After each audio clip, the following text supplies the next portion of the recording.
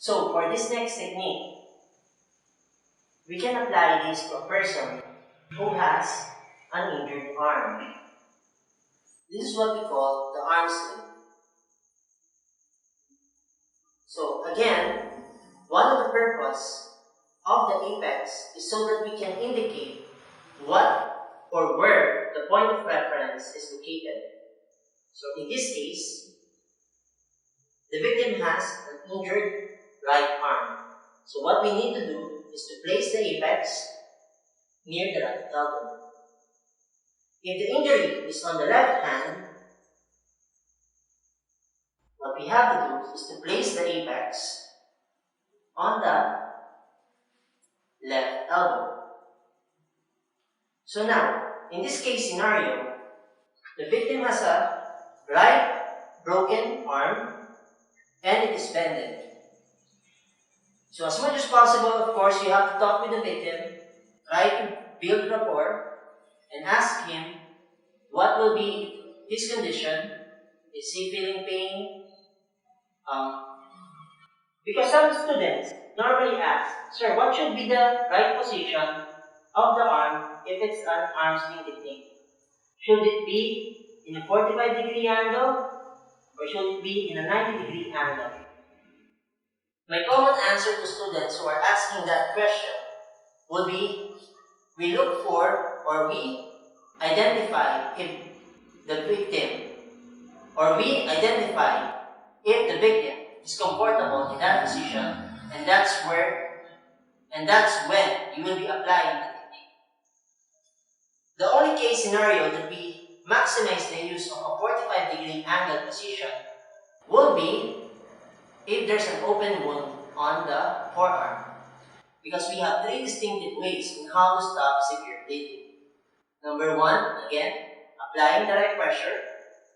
Number two, elevating the body part. And number three will be to apply pressure on supplying arteries. So we do have a lot of arteries, as we all know. We have temporal, carotid, radial, brachial, femoral, popliteal, and posterior tibial arteries.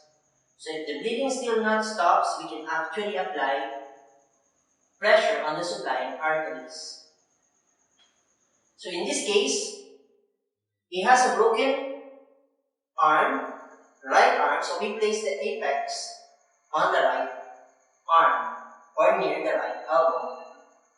So from here, I will be folding the base, moving to the neck area of the victim, making sure that the fingers are exposed and is on top of the triangular bandage. Then, we try to support it by placing the other end of the tail on the other side, on the bad side of the victim, meaning it is the side that has the injury. And again, I will tie my knot in a thumbs up position, right over left, left over right, then hide the excess parts. Some rescue instructors will tell you that you should try to create an overhand knot on the apex. You can actually also apply that. But for me, I can just try to twist it to add additional support. Now, sir, what if the victim has an injury on the collarbone or on the shoulder together with the arm? So what we can do here, instead of using the arm sling technique, we can maximize the use of the underarmsling, because we don't want to add additional pain to his injured arm. So what we're going to do here, instead of applying the arm sling technique, I will be inserting the tail or the bat tail under the armpit of the victim, so that we won't need to add additional weight on the injured shoulder or collarbone of the victim. And then do the same procedure. Perform the square knot. Right over left, left over right. Then add additional Support by twisting the apex and then hiding. So those are the arm sling technique and the underarm sling.